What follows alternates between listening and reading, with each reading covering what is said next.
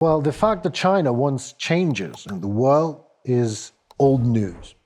And actually, there is nothing wrong with this, but what should these changes be look like? So that they suit both the West and East? How to, I will ask this question in otherwise. China is a big power. How the world, what should the world offer it to be, I don't know, like to offer it a place in the new world, in a brave new world, to become a partner of China, for us to become, as Europe and what the world calls itself civilized, somewhat civilized. What can we offer? Let's trade. Let's make China a friend of Ukraine, a friend of Europe, a friend of civilized world. Maybe we should change the rhetoric. Maybe we should change the politicians. Maybe we should find, I don't know, another source of power in China, and not only Xi Jinping, because he is not the only one for sure.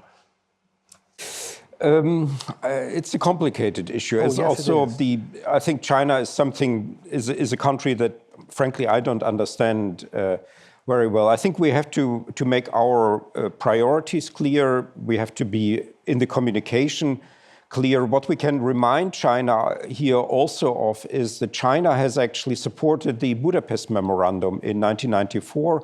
So the Budapest Memorandum was about the agreement that then was signed when Ukraine gave away its nuclear weapons. And the original... Do you think that was a mistake?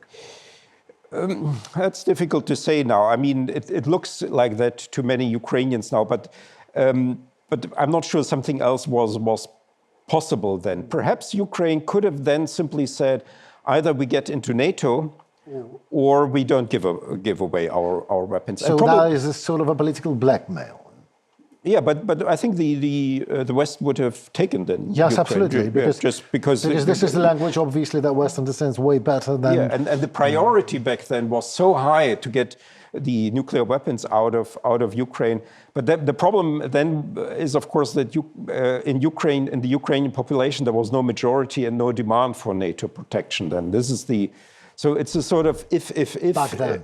In 1994, right. This large support for NATO accession only emerged after the annexation of Crimea. Unfortunately, there was.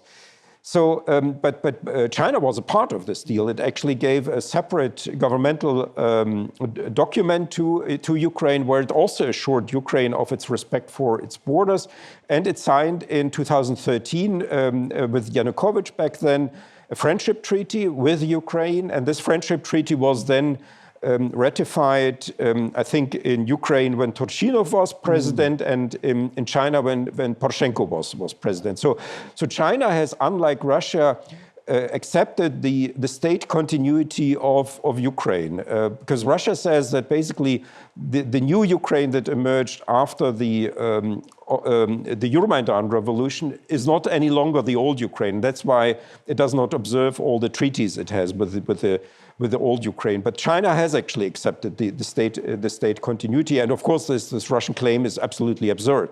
So these are maybe the sort of things that one can today refer to in sort of building a relationship with China.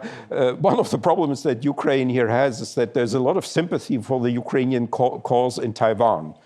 And then there is some sort of reciprocal sympathy from Ukraine, some sort of gratitude towards Taiwan, and that is, of course, then becomes a very touchy issue for Beijing.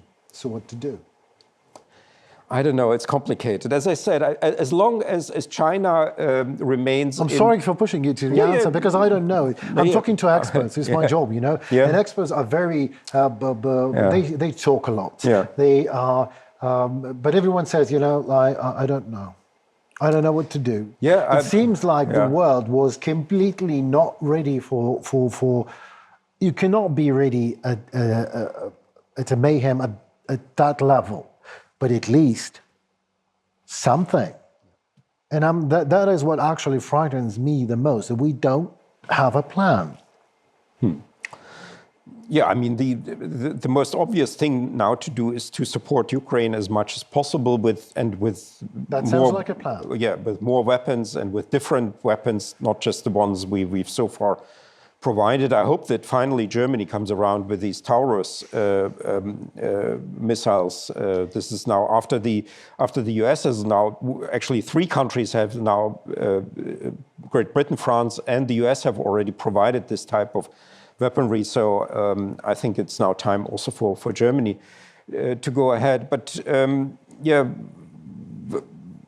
with China, I'm not sure what to do. Okay. I mean, this is also something that is apparently changing now. What I hear is that China actually is facing a lot of problems, economic and demographic problems. So maybe the China in 5 years will not be any longer the China that we have today in mind. Maybe that's another revelation. Maybe the dragon is not that big and